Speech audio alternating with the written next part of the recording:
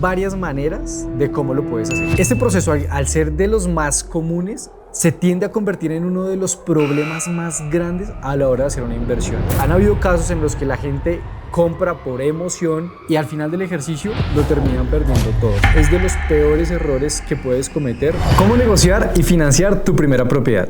Uno de los mayores retos que tenemos los inversionistas cuando estamos empezando es en el cómo lo voy a hacer, cómo la voy a pagar, cómo la puedo financiar, cómo la puedo negociar.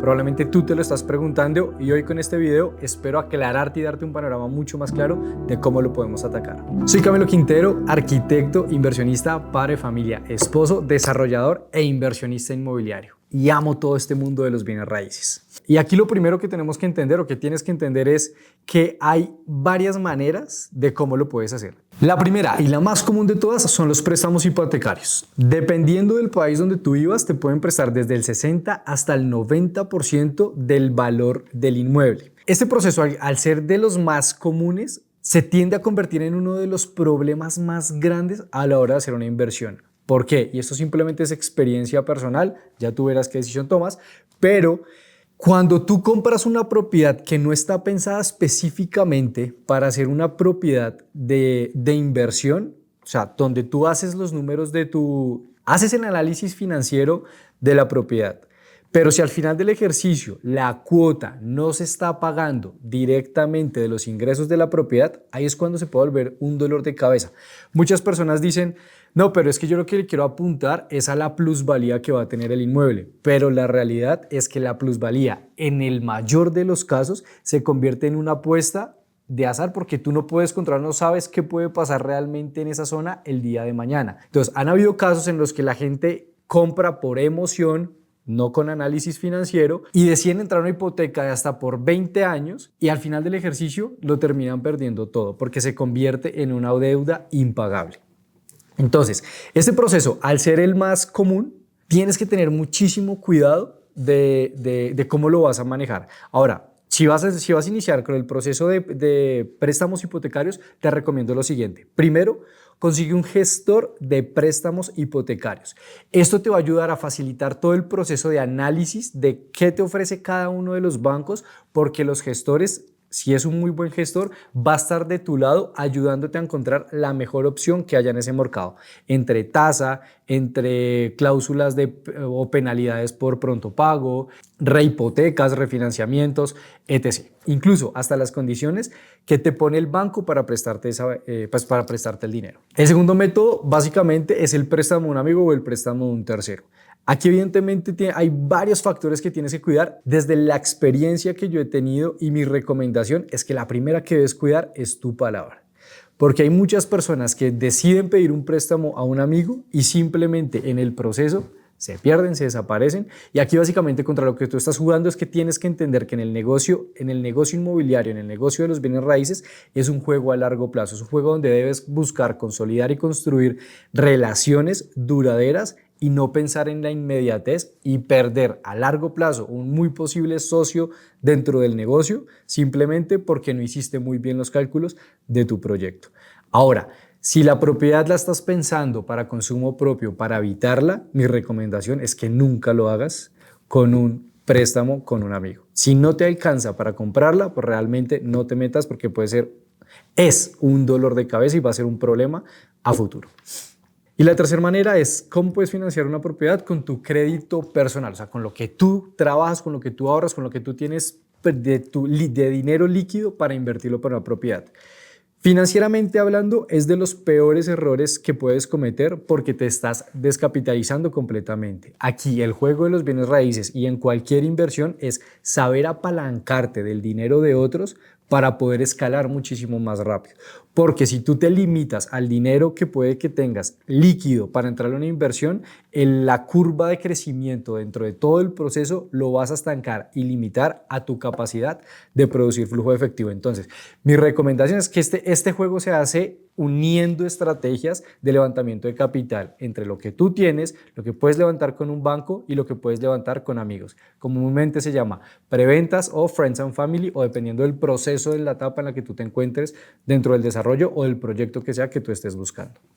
Ahora, esta segunda parte es para personas que quieren empezar en bienes raíces, no tienen el dinero suficiente para un enganche, pero realmente están buscando estrategias o están buscando alternativas de dónde empezar a poner su dinero y asimismo que les empiece a generar una rentabilidad, su propio capital.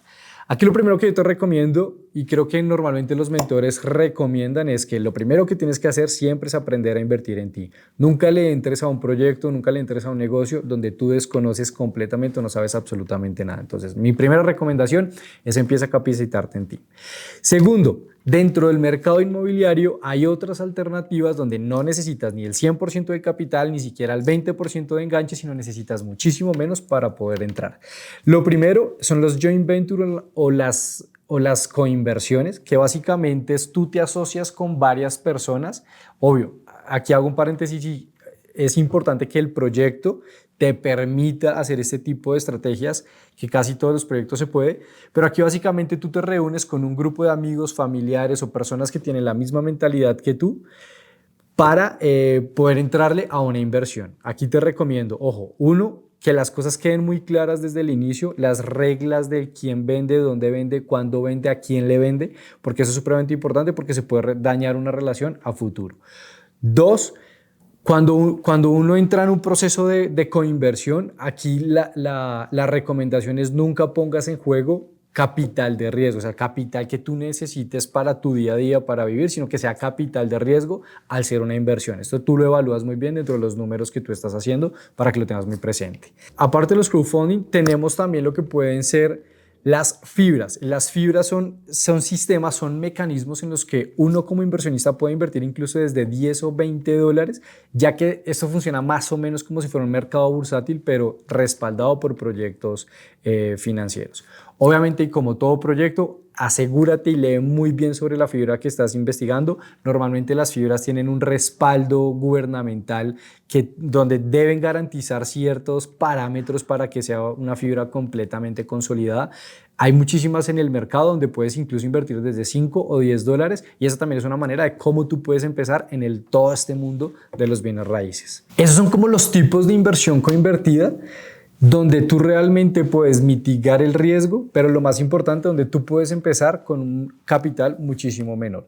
En resumen, cómo financiar y negociar tu primera propiedad va a depender de la estrategia que tú básicamente estés buscando. Pero recuerda, tienes créditos hipotecarios, que es la opción más recomendada, más segura. Ojo, y asegúrate muy bien de tener un aliado estratégico como un gestor de créditos hipotecarios que vele por tus intereses y no por los intereses del banco. Asegúrate de investigar muy bien las opciones que tiene el mercado y toma la mejor decisión conforme a tu estrategia de inversión. La segunda es un préstamo de un tercero, un préstamo de un amigo, de un familiar. Obviamente garantiza y asegúrate de dar la credibilidad y que tu proyecto esté muy bien analizado para que tú puedas soportar el interés que sea que tú le estás garantizando a estas personas. Usualmente el crédito de un amigo tiende a estar un poco por arriba al crédito que te puede dar un banco porque ellos le están apuntando al riesgo. Entonces asegúrate muy bien que los números que estás proyectando garanticen el pago de este cumplimiento. Y recuerda que hay estrategias adicionales donde puedes empezar con bienes raíces con menor capital. El primero son las fibras, donde puedes invertir desde 5 a 10 dólares en fibras respaldadas por proyectos inmobiliarios. Asegúrate de leer muy bien toda la información. Segundo, están llamémoslo los crowdfunding o la coinversión, que básicamente tú te asocias con varias personas para poder entrarle a un proyecto inmobiliario. Recuerda y ten muy presente las cosas claras desde el inicio y analicen muy bien la opción de inversión en la que están haciendo. Una vez ya tienes digamos que tu estrategia de entrada al mercado, es muy importante tener en cuenta las siguientes variables como siguiente paso, que básicamente es la estrategia de negociación. Cuando tú ya tienes analizado el proyecto, ya sabes específicamente qué es lo que quieres hacer, ya sabes cómo lo vas a financiar, ya tienes el análisis financiero del proyecto, aquí básicamente ya inicia todo el proceso de ahora sí terminar de adquirirse esta propiedad. En estos casos hay una alternativa que muchos desarrolladores recomendamos y es la negociación de inmuebles para aportarte. Esta puede ser otra manera de financiarte, de adquirir un inmueble sin específicamente descapitalizarte para poder hacer el proceso de construcción. Ahora, ¿que es un proceso que es fácil? No. ¿Es un proceso que es imposible? No. ¿Es un proceso que se puede hacer? Sí. Y es supremamente recomendable y la mayoría de los desarrolladores lo logramos hacer.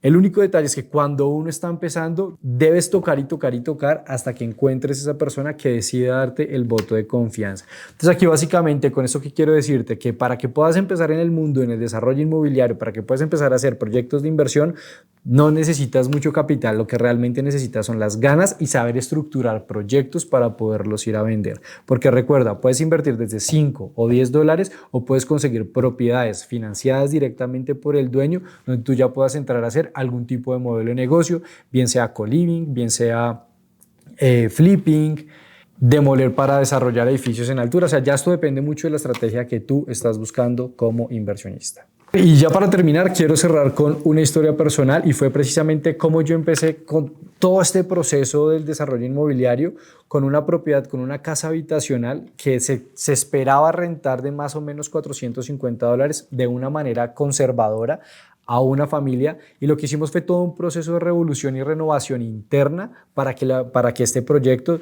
se convirtiese en algo muchísimo más rentable, que hoy en día está generando más de $4,200 al mes.